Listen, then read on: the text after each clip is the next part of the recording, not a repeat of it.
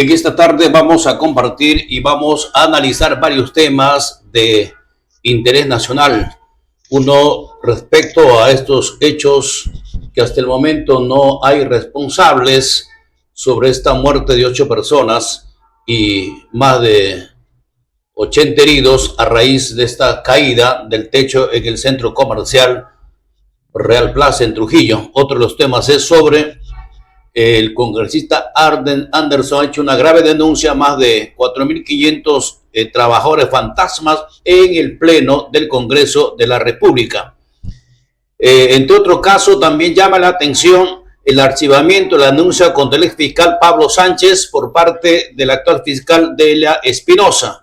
Y sin embargo hay otro tema también sobre la reelección de alcaldes y también gobernadores que ha presentado un congresista este proyecto, pero sin embargo hoy se ha pronunciado César Acuña como que estaría avalando esta posición, este proyecto que posiblemente va a ser debatido en comisiones y próximamente, si es que se aprueba, llevada al pleno del Congreso.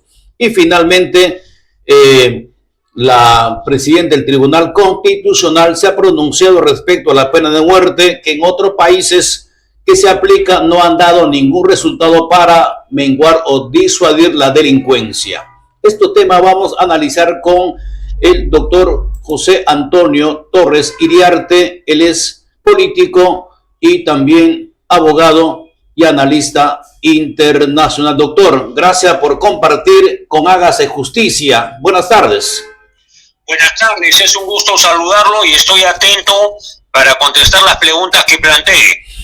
Primero vamos a ya cerrar con broche porque este tema ya tiene cerca de una semana y hasta el momento no hay responsables directos como para que sean condenados o sancionados respecto a la muerte de 8 personas y más de 80 heridos, doctor.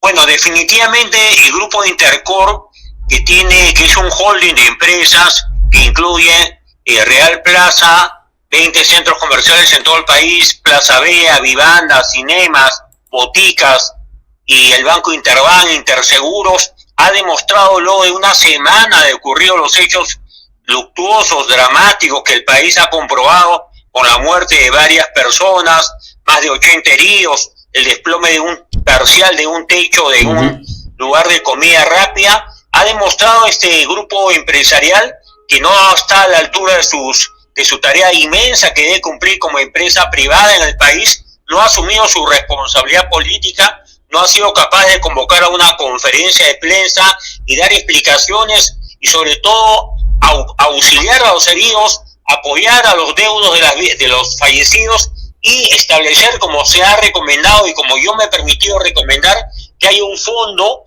mínimo de varios millones de soles para poder aliviar en parte e indemnizar o hacer una reparación civil parcial de los daños ocasionados ante una situación de esta naturaleza. Han enviado a declarar a la prensa al gerente general de los centros comerciales, han enviado a un gerente de segundo nivel y en verdad los responsables, sobre todo el manager, el CEO, que es el señor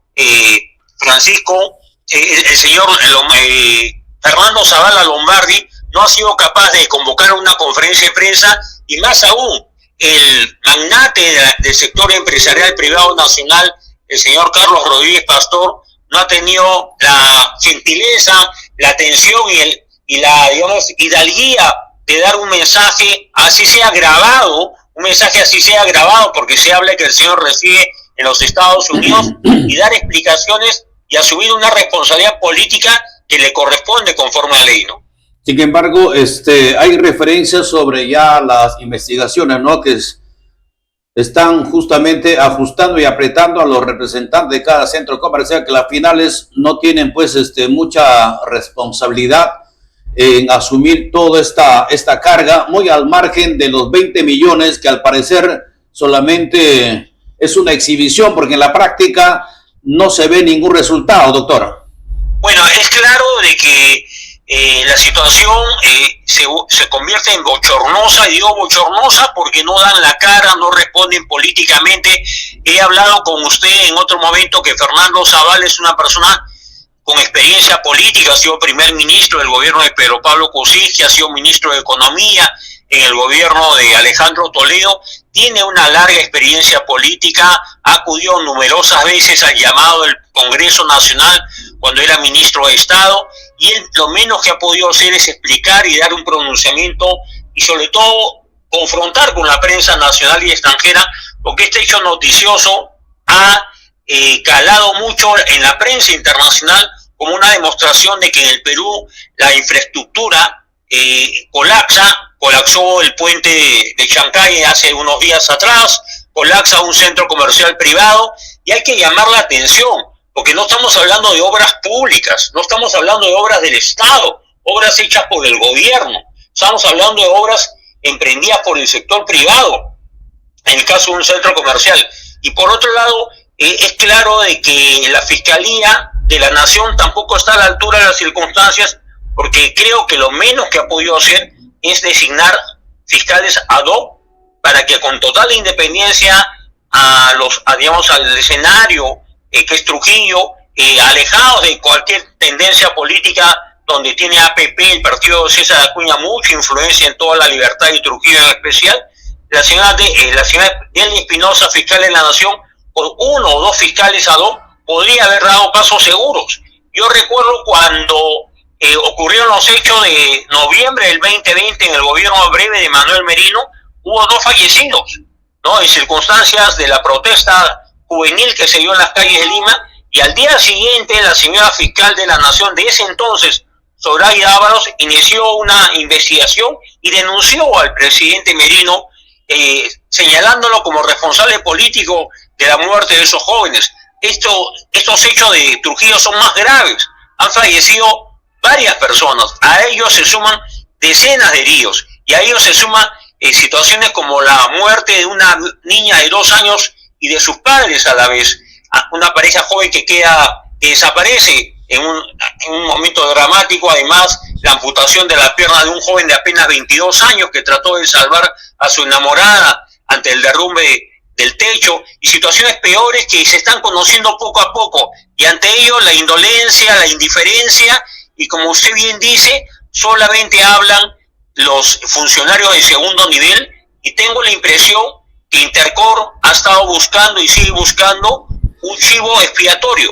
O sea, al final responsabilizar al gerente comercial, al gerente del centro comercial, a un funcionario de segundo nivel del grupo Intercor, y no asumir como grupo empresarial que tiene decenas de empresas en todo el país, que tiene más de 100 colaboradores en todo el país, no asumir una responsabilidad que se llama social empresarial, que es una manera de que la empresa privada debe cumplir sus tareas con el Estado, con los consumidores, con la sociedad y con el público en general, ¿no?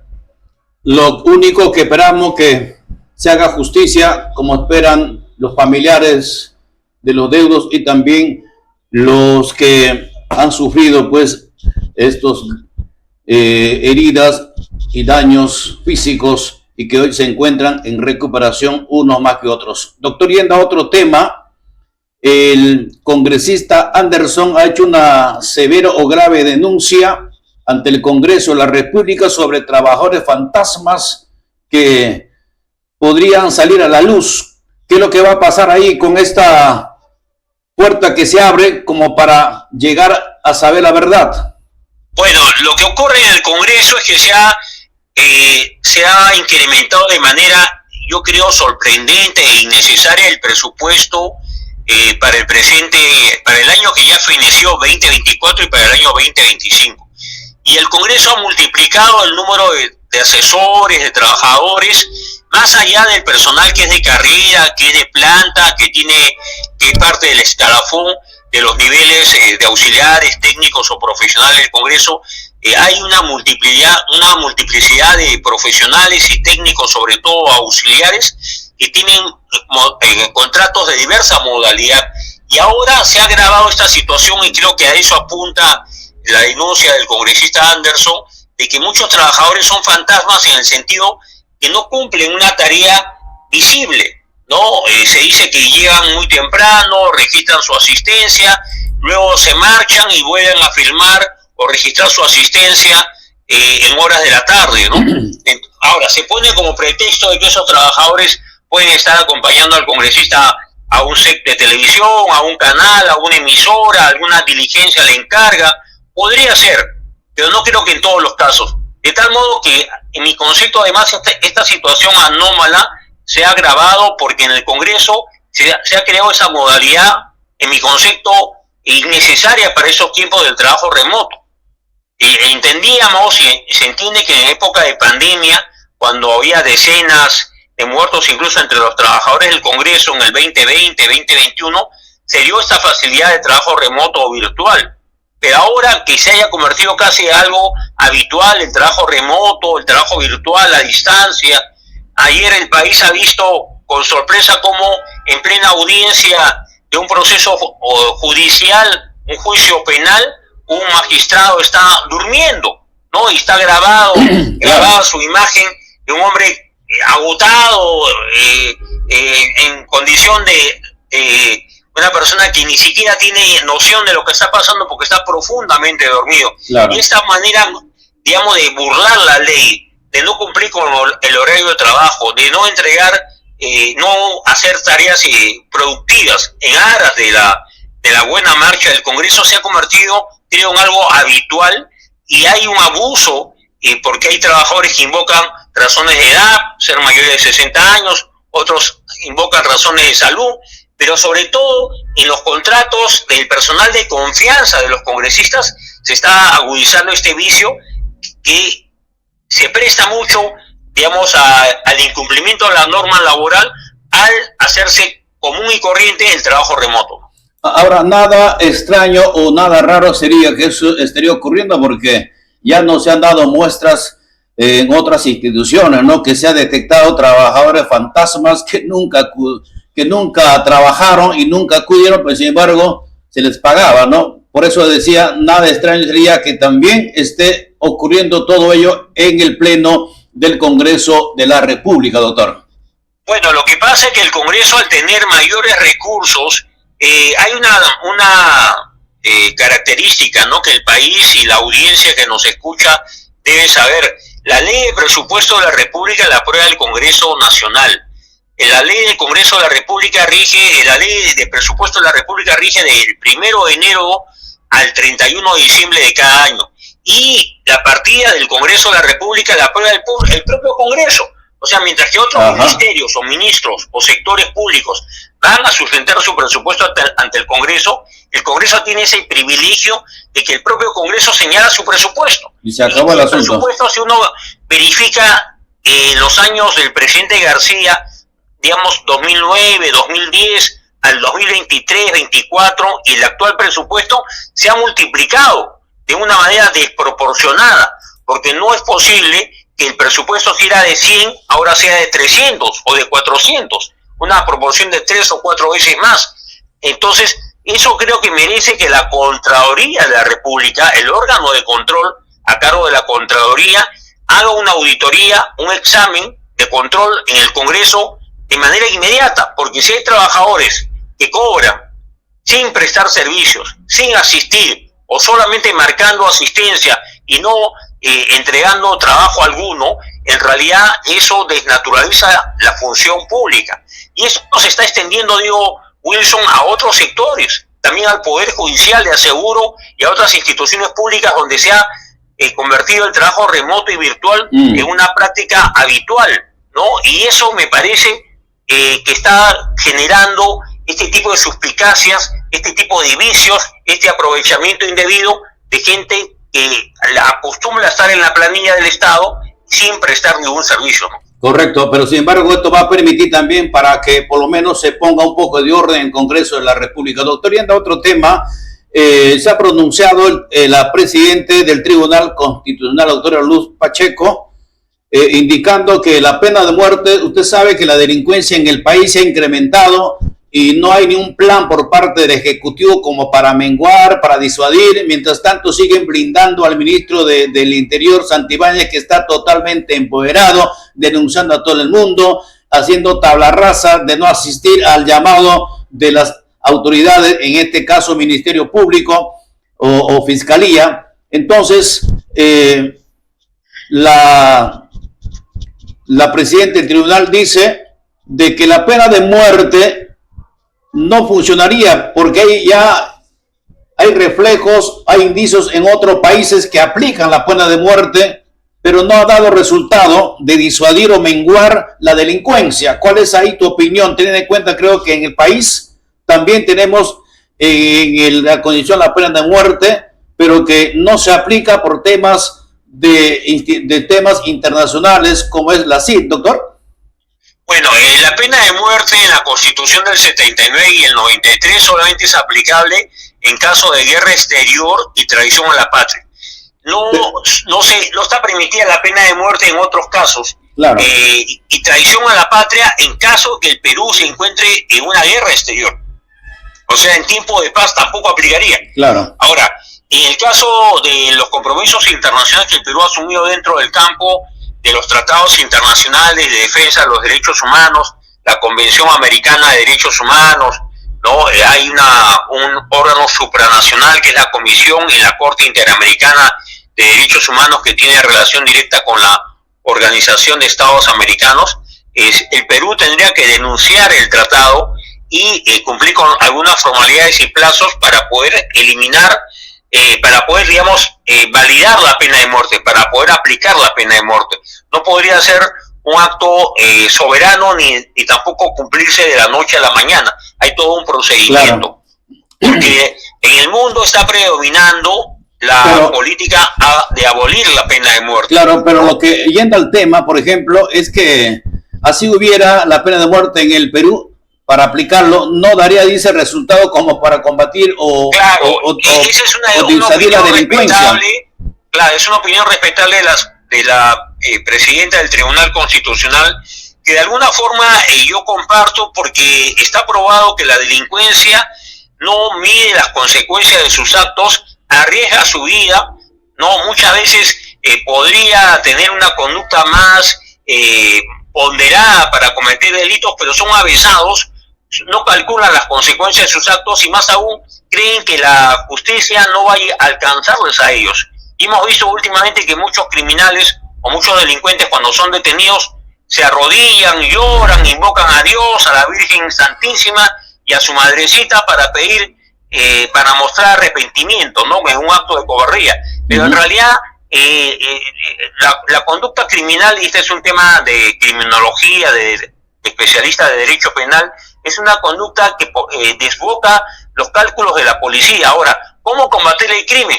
Con mejor inteligencia, con más logística, con mejores servicios ahora para poder rastrear, digamos, y poder detener a las personas que están delinquiendo. En realidad hay bandas, y las bandas solamente pueden ser emplazadas no con la policía tradicional, serenazgo, o un patrullero en la esquina, o un guardia en cada cuadra, sino con trabajo de inteligencia. Creo que el trabajo de inteligencia hay que fortalecerlo, hay que darle más recursos, más tecnología, y ciertamente el ministro del Interior, como usted dice, es un ministro que para empapelando a todo el mundo, demandando a todo el mundo, no concurre a las citas de la Fiscalía, es un hábil abogado, el leguleyo, ¿no? Que saca razones y pretextos para no cumplir con las citaciones, y en realidad parece un operador político y no un ministro, que debe tener como tarea inmediata digamos, prevenir el delito y perseguir a los delincuentes y a las organizaciones criminales. Él dice en su defensa que está mostrando resultados, y tal vez esté mostrando algunos resultados, pero no son suficientes, y sobre todo porque la policía, tal vez, tengo la impresión, no se siente bien representada en el ministro Santibáñez, porque siempre importa el liderazgo que ejerce el ministro. El ministro no es el comandante de la policía, pero sí ejerce poder político sobre la policía, porque el comandante general de la policía y el Estado Mayor de la policía dependen políticamente de él, ¿no? Entonces, claro. cuando hay, acuérdense que en la época de Pedro Castillo hemos tenido sucesivos ministros de Interior, y ahora este ministro que parece que goza de la total confianza de la señora Boluarte, y de eso se vale él para permanecer en el cargo. Creo que más allá del ministro de censurarlo, de que dé un paso al costado, de que renuncie o que haya otro ministro en su lugar, lo que necesita la policía es liderazgo, mejor logística, más recursos, y fortalecer el trabajo de inteligencia, que en mi concepto está bastante mellado, ¿no? Correcto, también concuerdo con tu opinión respecto a logística, y también pues darle bastante recurso para el trabajo que necesita la policía. Sin embargo, doctor, hay otro tema también que hay que poner en evidencia, ¿no? Sobre la reelección de alcaldes y de gobernadores que ha presentado uno de los congresistas, es Yontay, me parece, teniendo en cuenta que en 3 oportunidades se ha archivado todo ello. ¿Cuál sería el interés? Y ahora, muy aparte de eso, ha salido a declarar hoy día César Acuña, avalando que hay que dar oportunidad a los alcaldes porque se merecen también seguir haciendo su trabajo como debe ser. ¿Cuál es ahí tu perspectiva y tu posición frente a esta situación? Bueno, hay que diferenciar. Hace un tiempo, en los años del gobierno de Vizcarra, se aprobó la no reelección de congresistas, ¿no? Para justamente privar al Congreso de los congresistas de mayor experiencia, y sobre todo sabiendo de que había congresistas que eran reelectos porque tenían cierto liderazgo, conocimiento y expertise. Eso fracasó porque el Congreso se llenó de niños, de mochasueldos, de improvisados, de advenedizos, de gente que no sabe ni siquiera manejar el reglamento del Congreso, no tiene ninguna práctica parlamentaria, y el Congreso necesita cierta experiencia para el manejo de las sesiones en comisión y en los plenos. Ahora, en el campo de los gobernadores y alcaldes es diferente, porque los alcaldes y gobernadores, Wilson, manejan presupuesto, son titulares de pliego, tienen dinero, tienen recursos, y pueden usar esos recursos del Estado que ellos manejan para sus campañas reeleccionistas, ¿no? Correcto. Para sus campañas para volver a ser alcaldes distritales, provinciales o gobernadores. Y lógicamente César Acuña tiene interés en seguir siendo gobernador, ¿no? Porque seguramente va a postular la presidencia y tal vez no gane, pero por lo menos quiere seguir siendo gobernador un periodo más en La Libertad. Y APP es un partido que no tiene mayores méritos, que se ha formado en base a la Universidad Vallejo, que muchos de sus militantes son estudiantes de La Vallejo o graduados de La Vallejo, ¿no? Y muchos de sus parlamentarios también han estudiado en La Vallejo.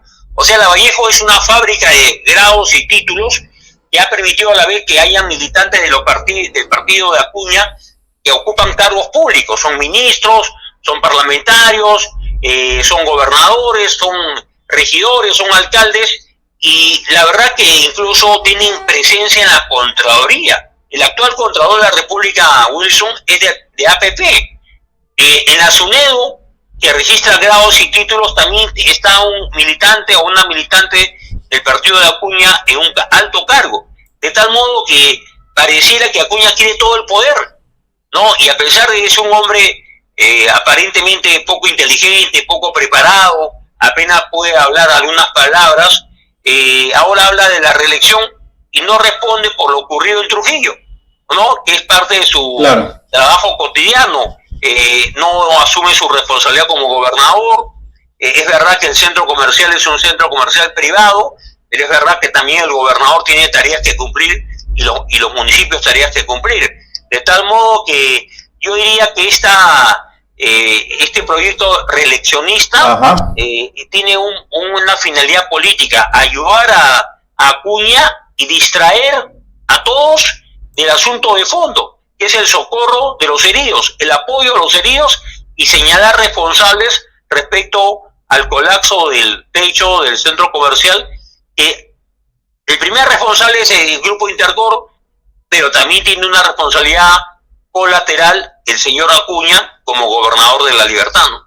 Qué bien. Entonces, no es tan confiable que se va a apoyar, este proyecto de ley, que va a salir victorioso. En comisión, usted sabe que siempre todo proyecto de ley que es aprobado por un grupo parlamentario pasa por el tamiz de la comisión y luego va al pleno, y no creo que tengan los votos necesarios porque ya está aprobado de que los gobernadores que han estado en funciones en otras gestiones, la mayoría están o condenados y sentenciados, o están en proceso judicial, o están prófugos de la justicia. Y varios de esos gobernadores han sido precisamente del partido APP del señor Acuña. Qué bien, doctor. Exacto, correcto tu posición. Ahora, como para ir ya concluyendo la entrevista, también un poco fastidioso, ¿no? Para muchos, la decisión de la fiscal de la Nación de la Espinosa de archivar la denuncia contra el ex fiscal Pablo Sánchez, teniendo en cuenta la evidencia, ¿no? Como un periodista que no tiene nada que hacer en el caso de determinar temas penales o judiciales, manda a paralizar una acción judicial, una acción de los fiscales. Entonces, y ahora simplemente lo archivaron totalmente, doctor. Bueno, usted se refiere al caso de Gustavo Gorriti, director del Instituto de Defensa Legal, que hay un video que se hizo de conocimiento público que el país ha visto varias veces. Claro, ahí están los pruebas. Fiscales ingresaron con orden y mandato, ingresaron a las oficinas del Instituto de Defensa Legal en el 2018. Se estaba cumpliendo una diligencia, llega el señor Gorriti en ese momento y paraliza la diligencia de los fiscales. Para eso llama, y esto está grabado, al fiscal de la Nación de ese entonces, Pablo Sánchez, y prácticamente se queja ante él y lo ordena, y a la vez Pablo Sánchez, eso también se ha grabado, llama al fiscal y ordena la suspensión de la diligencia. Era una diligencia de rutina, de recojo de información que no tenía nada de particular. O sea, el señor Gorriti demostró que tenía un poder inmenso en los años de Vizcarra, paralizó una diligencia. El señor fiscal de la Nación, Pablo Sánchez, se sometió al señor Gorriti, que como usted dice no tenía ninguna atribución, facultad, no es fiscal, no es juez, es simplemente, según él, un periodista de investigación, y el poder que tiene es que a pesar, ahora hay otra fiscal de la Nación, Delia Espinosa, y ha archivado la denuncia contra Pablo Sánchez que involucraba al señor Gorriti, lo que demuestra el poder inmenso que tiene Gustavo Gorriti, que a la vez estos días, usted que es periodista se habrá dado cuenta que ha salido a dar declaraciones a la radio, al diario La República, ha sido portada del diario La República, y justo ayer el país conoce que la señora Delia Espinosa archivó la denuncia contra el fiscal o el ex fiscal Pablo Sánchez. Lamentable. Lo que significa que el poder de Gorriti es un poder inmenso, inmenso. Y también lo que hace ver es que el tema del Poder Judicial está podrido, pues. O sea, esa es también la otra visión. El Poder Judicial se ha politizado, la Fiscalía de la Nación se ha politizado, y cuando el Ministerio Público y el Poder Judicial tienen una tarea política, ya dejan de lado la objetividad, ayudan a unos, culpan a unos los meten preso, a otros los liberan. Por ejemplo, ha trascendido que el fiscal Juárez Atoche ha denunciado a la señora Villarán, pero no ha denunciado a los cómplices de Villarán, porque nadie va a pensar, Wilson, que la señora Villarán, cuando fue alcaldesa, todo lo que hizo respecto a los peajes y a la contratación con empresas brasileñas, lo hizo ella sola. Ella no tenía facultad porque ella era la responsable política, pero tenía gerentes, directores, regidores, y a ninguno de ellos ha sido denunciado. Entonces, quieren sacrificar a la señora Villarán, pero ni siquiera la sacrifican porque ella sigue en su casa, ¿no? Y no le pasa absolutamente nada. Correcto, ni siquiera está tranquila. Ella cumple su condena de manera feliz y tranquila, que nadie lo malo esté. Doctor, muchas gracias por haber compartido esta entrevista. Ha sido muy claro, ¿no?, en detallar todos estos temas que están, pues, en tapete, que están, lógicamente, a la hora del día, ¿no?, de los temas de interés nacional. Gracias, doctor. Buenas tardes. Buenas tardes. Muchas gracias. Muy amable.